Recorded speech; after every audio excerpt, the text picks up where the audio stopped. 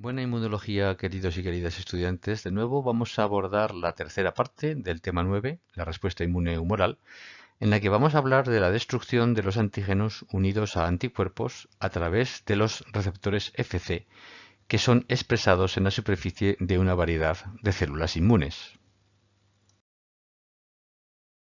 Cuando estudiamos los receptores Fc en el contexto de los anticuerpos, claro, es cuando se puede apreciar la belleza de todo este sistema de distintas clases de inmunoglobulinas y de distintos tipos de receptores Fc, cómo este sistema integrado realmente es capaz de defendernos de los microorganismos. La belleza en ciencia, desgraciadamente, solo es accesible a quien la comprende, y vamos a intentar explicar y comprender a qué me refiero con belleza de este sistema, que tiene que ver con un juego de afinidades y de avideces, tanto de las inmunoglobulinas por sus antígenos como de los receptores Fc por las inmunoglobulinas. Bueno, aquí tenemos una tabla que resume básicamente las propiedades de los receptores Fc que se han detectado, que se han identificado en la superficie de distintas células inmunes. Y en primer lugar podremos ver la nomenclatura, todos empiezan por Fc, que quiere decir obviamente receptor del Fc, la R significa receptor y sigue un número romano que puede ser el 1, el 2, el 3, incluso a veces una letra, la A, la B2, B1, etcétera, ¿de acuerdo? Detrás del Fc aparece una letra griega que identifica la región constante a la cual es capaz de unirse, es capaz de identificar. La gamma obviamente va a identificar la IgG. La alfa, por ejemplo aquí, va a identificar la IgA. La mu va a identificar la IgM. Y la epsilon va a identificar la IgE. No existen receptores para las IgB. Vemos que estos receptores están representados aquí por estos cuadritos que ya hemos visto muchísimas veces en las figuras, que indican que son un dominio inmunoglobulina. Estos receptores son en general, excepto algunos, con algunas excepciones, son en general miembros de la superfamilia de las inmunoglobulinas.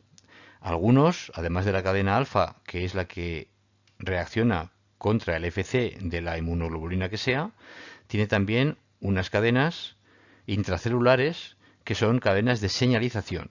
Es decir, estos receptores, una vez detectan a un anticuerpo unido a un antígeno, ya veremos luego cómo se produce esta detección, pueden enviar una señal al interior de la célula que puede poner en marcha distintos mecanismos en la célula que ha detectado a ese anticuerpo con el antígeno. Estos mecanismos pues, pueden ser la fagocitosis, por supuesto, puede ser también la explosión respiratoria, por ejemplo.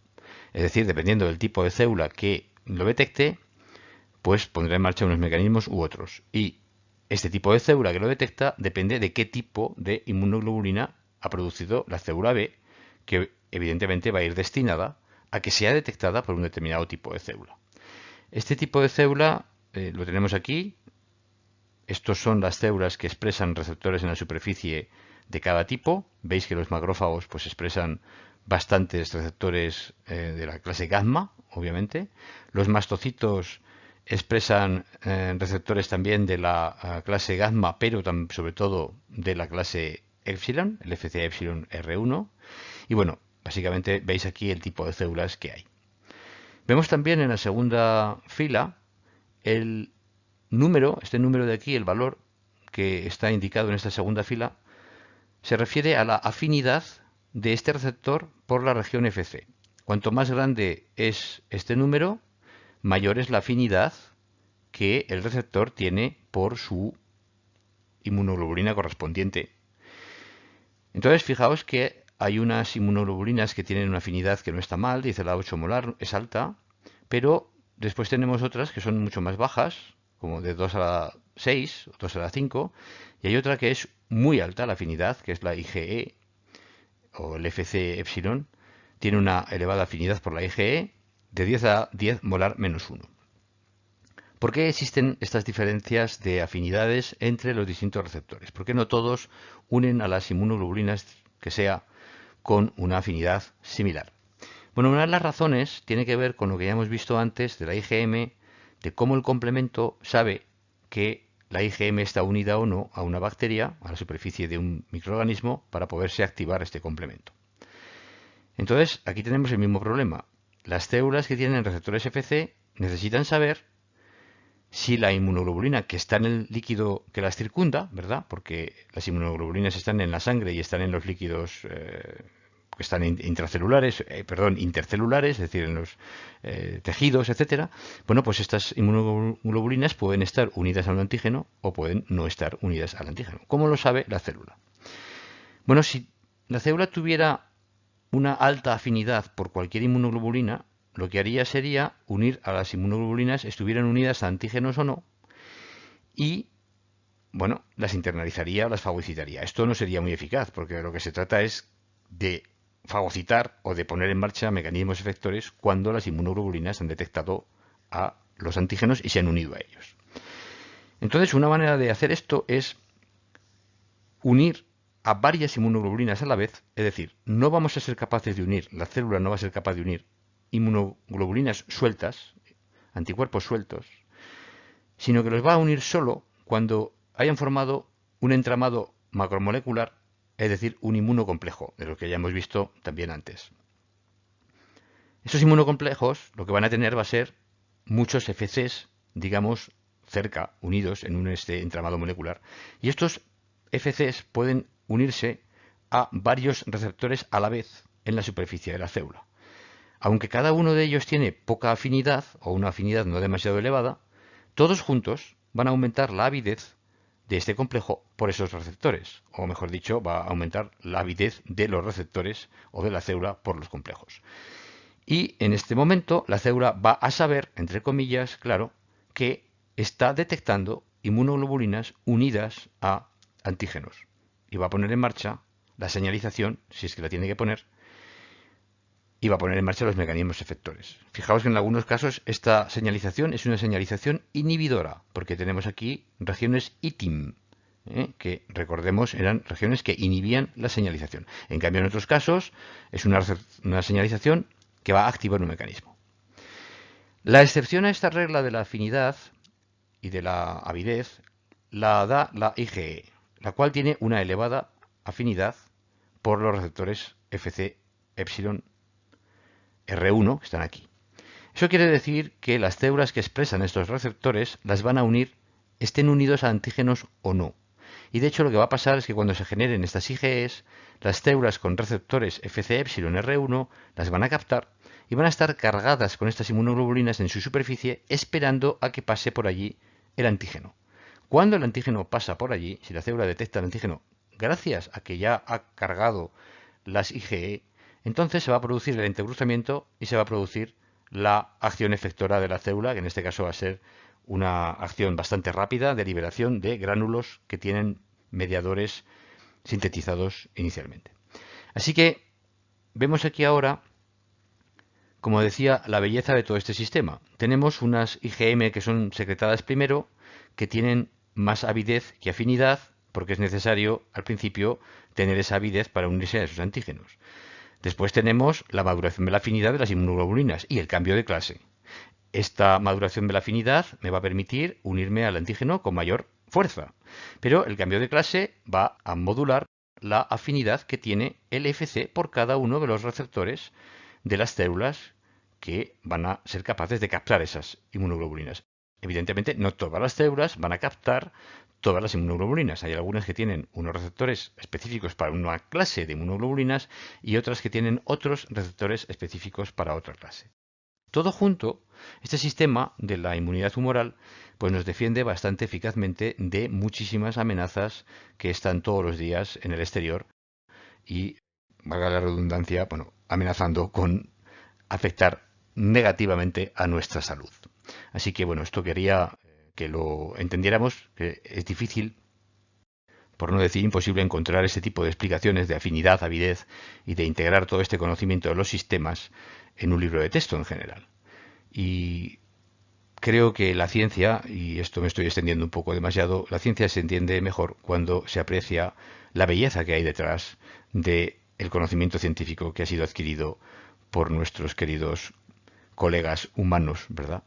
Durante años y años de esfuerzos y de investigación. Bueno, abundamos aquí en lo que acabo de decir, en cómo un macrófago, en este caso, que está aquí en la figura, es capaz de detectar o de saber si las inmunoglobulinas han unido un antígeno, en este caso una bacteria, o no. Cuando están sueltas las inmunoglobulinas que no han unido a la bacteria, se pueden unir a los receptores FC, pero como la afinidad es poca, pues son liberadas otra vez al exterior, que es donde tienen que encontrar el antígeno. Cuando encuentran este antígeno, lo cubren en varias, obviamente varias posiciones, y entonces lo que tenemos es varias inmunoglobulinas que pueden unirse a varios receptores FC, lo cual aumenta la avidez bastante. Esto además lo que hace es entrecruzar a estos receptores, es decir, acerca las moléculas de señalización que están en el interior de la célula y se produce la señalización necesaria para una acción efectora. En este caso puede ser la fagocitosis o podría ser la liberación de gránulos, varias cosas, ¿de acuerdo? Pero la idea fundamental es la que he mencionado antes, el juego de la afinidad con la avidez que permite a una célula saber exactamente qué está captando y qué tiene que hacer cuando capta pues lo que ha captado, en este caso, el antígeno unido a las inmunoglobulinas. Una de las funciones, evidentemente, más importantes que son desencadenadas cuando los receptores FC detectan a las inmunoglobulinas unidas a una bacteria, en este caso, es la fagocitosis. Fijaos que en este caso, además de la inmunoglobulina en sí misma, también tenemos que se ha podido activar el complemento por la vía clásica, por ejemplo, porque las inmunoglobulinas pueden activar el complemento una vez que han sido unidas a la superficie bacteriana. Entonces, la bacteria estará opsonizada de dos maneras distintas. Una, mediante la unión de los anticuerpos a la superficie y otra mediante la unión del complemento a la superficie bacteriana.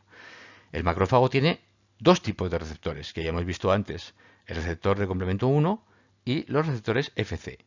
Cuando la bacteria es detectada, es captada por todos estos receptores, por varios de ellos a la vez, en general, porque esto funciona, como hemos dicho ya varias veces, por avidez, bueno, entonces se produce esta endocitosis, se produce este fagosoma, al final se produce también la unión de los fagosomas con los lisosomas, que son estas vesículas aquí pintadas de morado.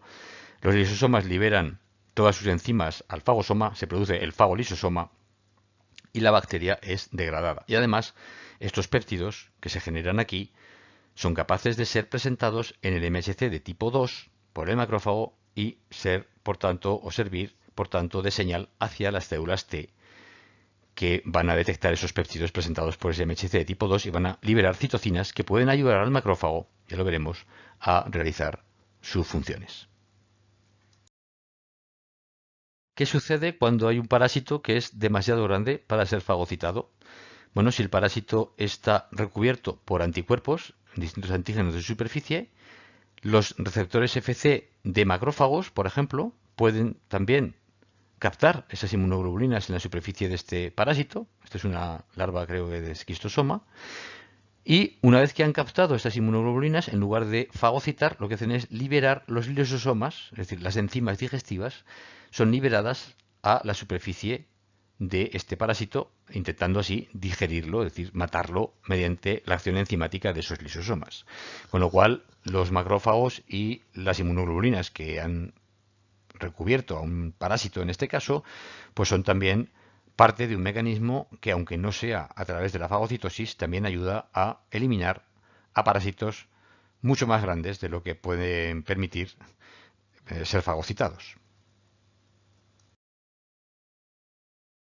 Otra función muy importante de células que tienen receptores FC es la función citotóxica, en este caso, de las células NK, las Natural Killer. Bueno, estas células, que como digo tienen receptores FC, en este caso el FC gamma R3, que se llama también CD16, bueno, cuando hay una célula que es infectada, por ejemplo, por un virus, o es una célula que, por ejemplo, ha sufrido una mutación, se ha convertido en tumoral, y presenta proteínas mutadas en la superficie, tanto si es una superficie infectada por el virus, es decir, proteínas víricas como proteínas tumorales, puede desencadenar una respuesta inmune humoral, generar anticuerpos y estos anticuerpos se van a unir a la superficie de esta célula, como digo, infectada o transformada. Bueno, en este caso, cuando hay muchas inmunoglobulinas unidas en esta célula diana, las células NK pueden llegar y detectar con sus receptores FC que efectivamente existen inmunoglobulinas en la superficie de la célula, de esta célula transformada o infectada. Y en este caso se produce una señalización y una liberación de gránulos similares a los de las células citotóxicas, las CD8, las TCD8, es decir, van a liberar granzimas, perforinas, etcétera, que van a acabar con la célula diana, van a inducir la apoptosis de la célula diana y van a morir por apoptosis. Este mecanismo es un mecanismo que se llama citotoxicidad dependiente de anticuerpos, aquí lo tenéis en inglés. Las siglas en inglés son ADCC, por si lo veis por ahí en alguna publicación científica que os animéis a leer.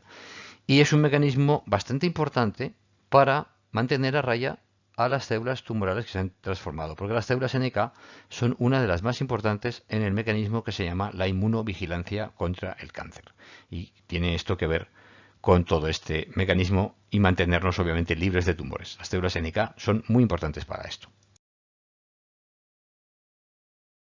Por último, vamos a hablar brevemente de los receptores Fc para las IgEs, que son fundamentales para estimular a los mastocitos a liberar sus gránulos, que tienen un montón de mediadores inflamatorios. Esto lo veremos en el tema 12 de la alergia.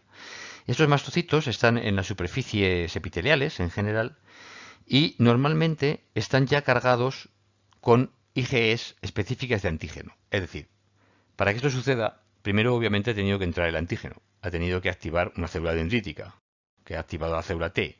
La célula T ha dado ayuda a la célula B, que también ha detectado un epitopo de este antígeno. La ayuda que la célula T le proporciona a la célula B en forma de citocinas induce a la célula B a generar IgE en lugar de, por ejemplo, generar IgG o generar IgA. Esta IgE es generada porque la célula dendrítica y la célula T recibe señales de que el parásito, el microorganismo, la amenaza, que nos intenta atacar debe ser combatida de esta manera, es decir, mediante la generación de IgEs. Entonces las IgEs se generan y cuando se generan, los mastocitos las captan con sus receptores Fc epsilon de alta afinidad. Con lo cual no hace falta que el antígeno esté. Pero cuando este parásito vuelve a pasar por allí, vuelve a generar antígenos, estos mastocitos que están en la superficie están preparados para detectar esos antígenos de esos parásitos y cuando los detectan liberan los gránulos y todas las sustancias mediadoras que tienen al exterior. Estas sustancias mediadoras, una de ellas es la histamina, produce una reacción inflamatoria muy rápida, un reclutamiento de células inflamatorias, una salida de líquido de los capilares hacia el exterior, hacia los tejidos, para generar una gran cantidad de linfa. Y también estos gránulos contienen incluso enzimas que pueden atacar y digerir, intentar digerir a el potencial parásito que ha podido penetrar. También estos mediadores, lo veremos también más adelante, son capaces de actuar sobre el músculo liso y producir, por ejemplo, contracción. En este caso, el músculo liso de los bronquios sería un ejemplo. De manera que tenemos tos, tenemos contracción de esos músculos e intentamos expulsar el parásito de esa manera. O también podemos generar movimientos peristálticos en el intestino, diarrea e intentar expulsar un potencial gusano que haya podido intentar invadirnos a través del intestino. ¿De acuerdo? Entonces, estos mecanismos antiparasitarios son mediados por las IgEs que están ya cargadas en sus receptores de alta afinidad. Y con esto damos por terminado el tema 9 de la inmunidad humoral.